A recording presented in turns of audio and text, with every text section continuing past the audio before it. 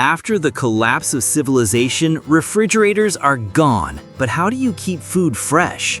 First, smoking. Smoke kills bacteria and dries meat.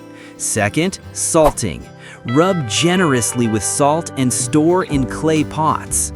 Third, drying. Hang meat or vegetables under the sun, moisture leaves, bacteria die.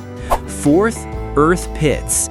Dig deep and cover food with sand or sawdust. In the apocalypse, only those who preserve food will survive.